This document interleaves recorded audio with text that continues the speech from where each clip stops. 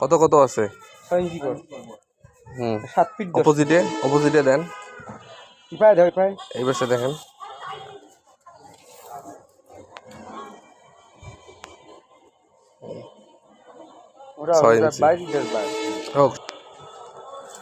ঢালাই হবে 20 ইঞ্চি। আর কলামের গোড়া থেকে 1.5 ফিট, ওই সবগুলা কলামের মতোই, কলামের গোড়া থেকে 1.5 ফিট আসার পরে তারপরে স্লোপিং হবে।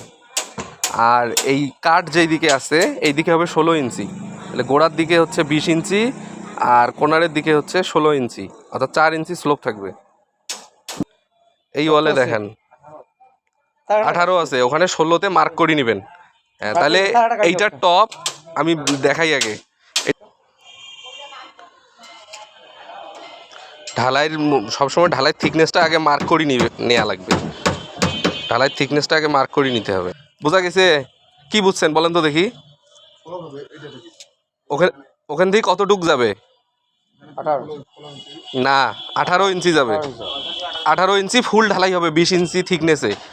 ঢালাই হওয়ার পর তারপরে হ্যাঁ এই যে 18 ইঞ্চি আসবে, তারপর ওখানে দাঁড়াবেন। ওখানে 20 ইঞ্চি হইলো, তাহলে 20 ইঞ্চির টপ আর আমার হইলো 16 ইঞ্চি টপ গিয়ে আমার স্লোপ একদম মিলে যাবে। হ্যাঁ, ওটা সমস্যা নেই। বেজের সাইজ কত? 10 বাই 7। আর ওইদিকে 7 দেখো তো।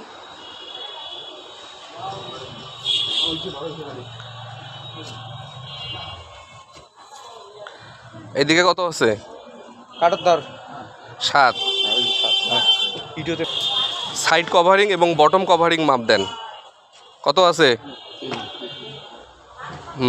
বটম কভারিং, বটম নিচের ব্লকটা মাপ দেন 3। কলামের পাটা মাপ দেন। কত ইঞ্চি আছে? 20 ইঞ্চি। আর 16 মিলিরটা ওটা সব 20 মাপ দেন। কলামের যে রিংগুলা বানছেন, মেইন রিং এবং পকেট রিং, এই রিংগুলা কতটুক পরপর আছে ওটা মাপ দেন। বলেন। 5 ইঞ্চি পরপর। রিং কি প্রত্যেকটাতে ব্যবহার করা হয়েছে না একটা পরপর? হ্যাঁ, অবশ্যই প্রতিটাতে ব্যবহার করা লাগবে। শাওলটা হাত দিয়ে ধরি, থামান। একদম রিংয়ের আউটসাইডে মাপ দেবেন। 4.5। এখন এইদিকে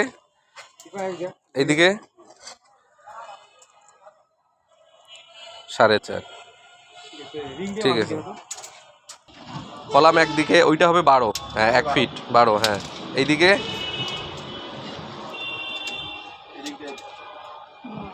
9। ঠিক আছে।